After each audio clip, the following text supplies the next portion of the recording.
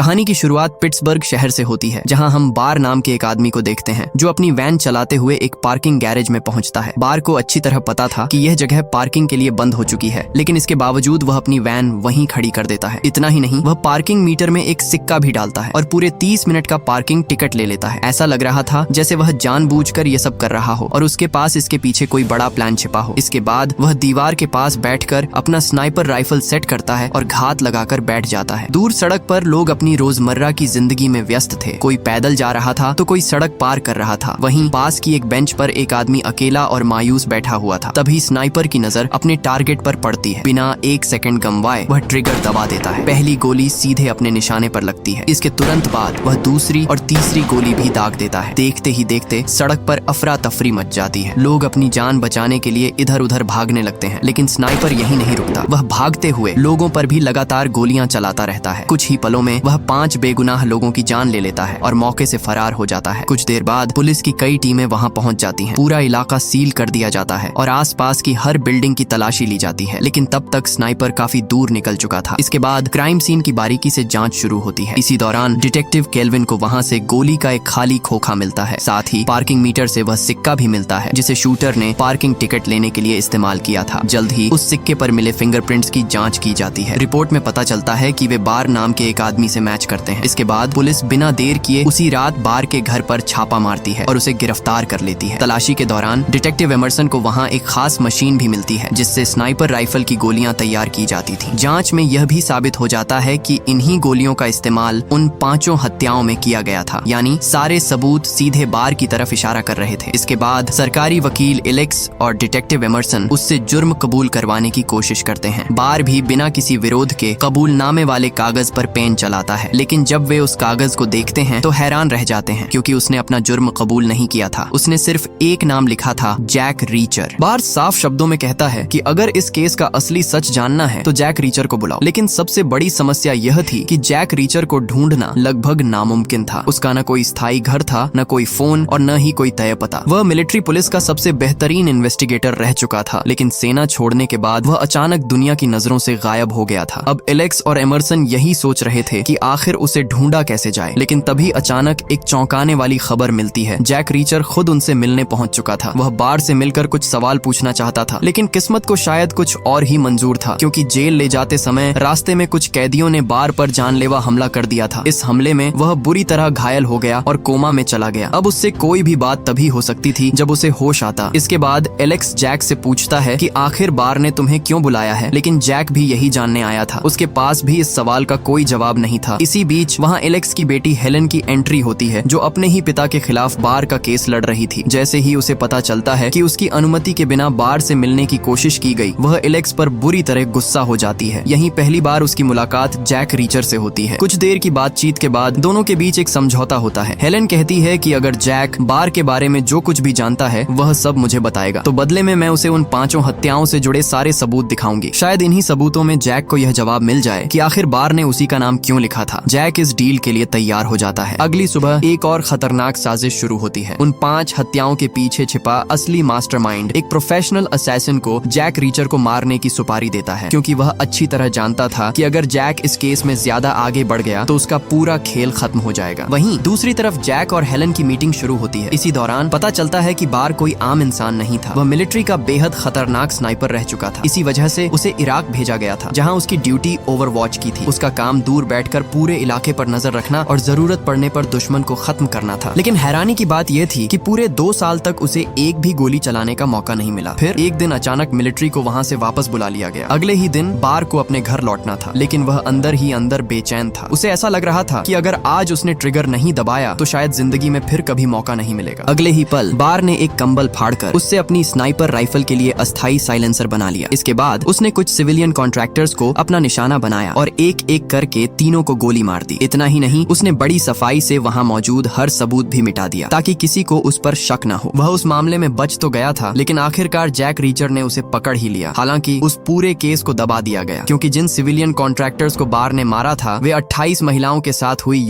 हिंसा के आरोपी थे, इसलिए इस मामले को सार्वजनिक नहीं किया गया। वहीं दूसरी तरफ हेलेन हर हाल में यह केस जीतना चाहती थी, क्योंकि वह अपने पिता एलेक्स का घमंड तोड़ना चाहती थी। लेकिन यह बिल्कुल भी आसान नहीं था। एलेक्स ऐसा कोई केस लेते ही नहीं थे जिसे वे हार जाएं। उन्होंने आज तक एक भी केस नहीं हारा था। तभी जैक हेलेन से कहता है कि मैं यह केस जीतने में तुम्हारी मदद करूंगा, लेकिन इसके लिए तुम्हें उन 5 पीड़ितों के परिवारों से मिलना होगा और उनके बारे में छोटी से छोटी जानकारी भी जुटानी होगी। हेलेन भी बिना देर किए यही काम शुरू कर देती है। इधर जैक एक बार फिर घटना स्थल पर पहुंचता है और पूरे इलाके की बारीकी से जांच करने लगता है। लेकिन एक बात उसकी समझ से बिल्कुल बाहर थी। अगर शूटर सिर्फ 5 लोगों की हत्या करने आया था तो उसने पार्किंग मीटर में सिक्का डालकर टिकट लेने की जरूरत क्यों समझी? जब जैक ये सवाल डिटेक्टिव एमरसन से पूछता है तो वह कहता है कि शायद यह उसकी पुरानी आदत रही होगी। लेकिन जैक इस जवाब से संतुष्ट नहीं होता। वह कहता है कि कोई इतना शातिर कातिल इतनी बचकानी गलती नहीं कर सकता, यानी इस छोटी सी बात के पीछे जरूर कोई बड़ा राज छिपा हुआ था। उसी शाम जैक समय बिताने के लिए एक क्लब में चला जाता है। वहाँ उसकी मुलाकात सैंडी नाम की एक लड़की से होती है। सैंडी मीठी मीठी बातें करके उसे किसी सुनसान जगह पर ले जाने की कोशिश करती है, लेकिन जैक तुरंत समझ जाता है कि उसके खिलाफ कोई जाल बिछाया गया है, इसलिए वह साफ कह देता है कि उसके पास पैसे नहीं हैं। बस इतना सुनते ही सैंडी अपना रंग बदल लेती है। वह जोर जोर से चिल्लाने लगती है कि यह आदमी उसे